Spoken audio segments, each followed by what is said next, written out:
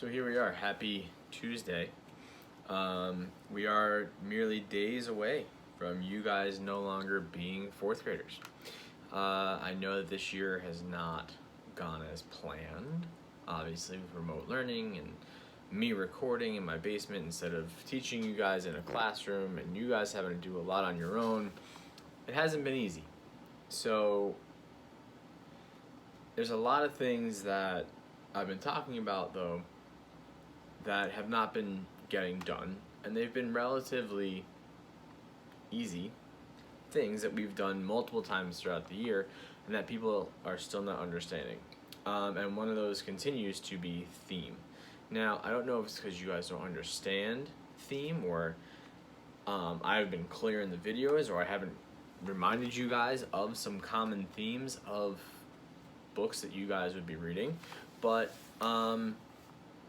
we just got out of our live lesson a little while ago, and what we did was we went over what theme is, and we went over a couple of themes that you can apply to most of the books that you guys read on a daily basis, whether they're chapter books, picture books,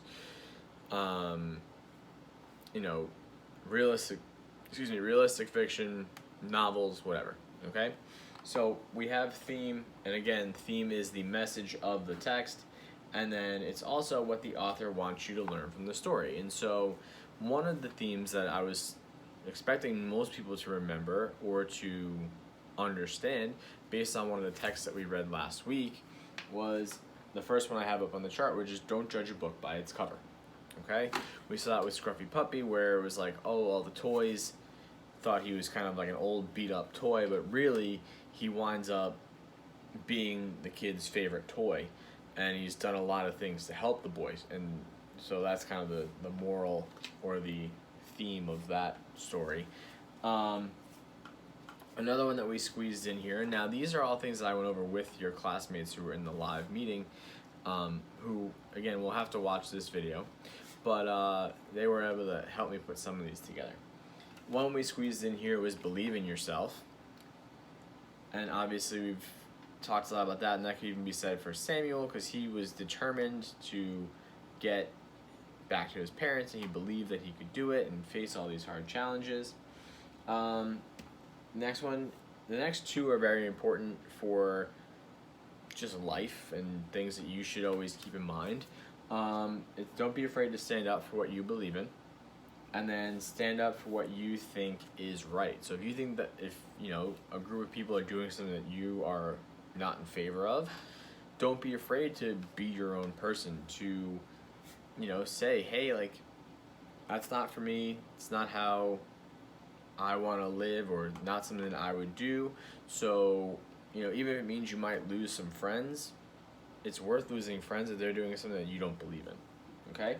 And then standing up for what is right, obviously a lot of people have opinions about things that they think are right, and especially right now we see a lot of people who are out protesting, and they are ultimately standing up for what they think is right or for their own rights, and so that's something that you should never overlook when you're reading a text or in your own life as well.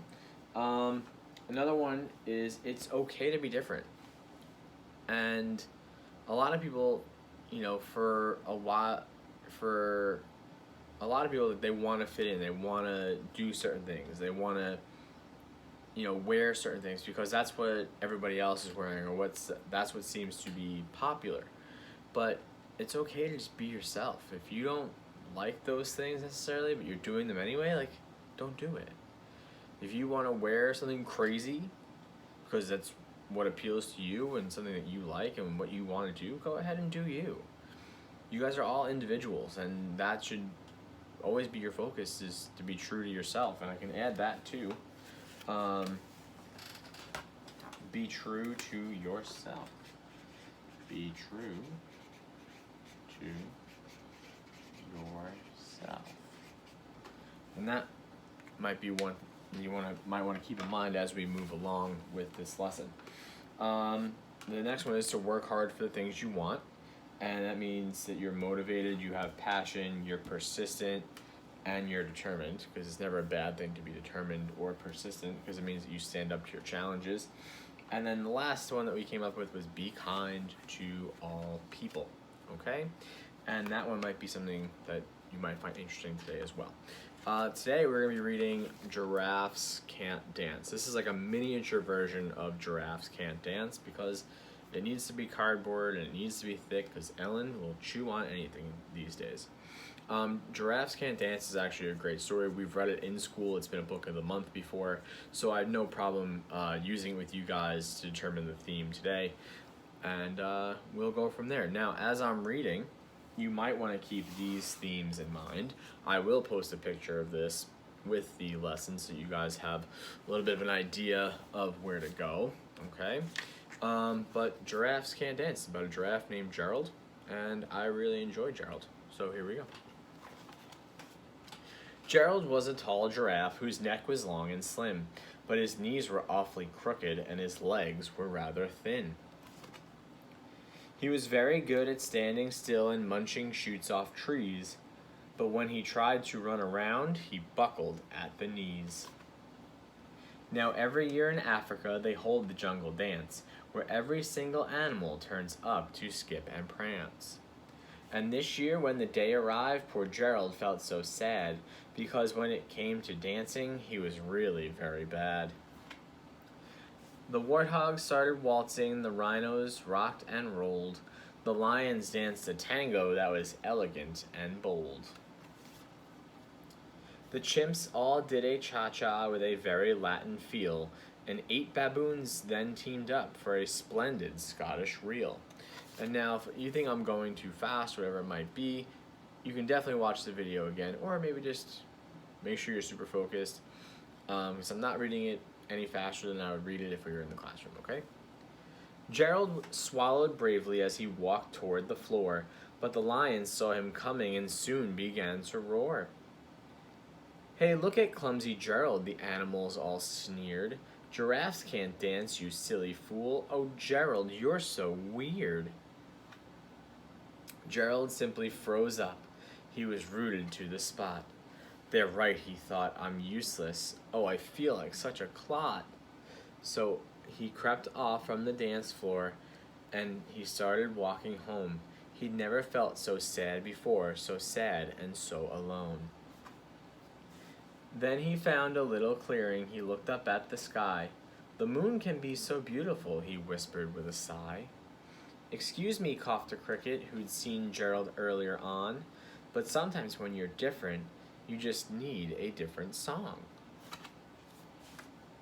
And that page there should give you a little bit of a hint based off the theme. Listen to the swaying grass and listen to the trees.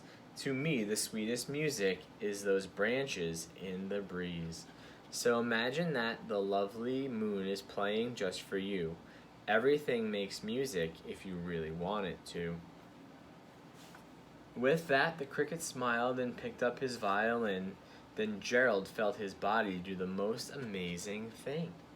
His hooves had started shuffling, making circles on the ground. His neck was gently swaying and his tail was swishing round. He threw his legs out sideways and he swung them everywhere. Then he did a backward somersault and leapt up in the air. Gerald felt so wonderful, his mouth was open wide.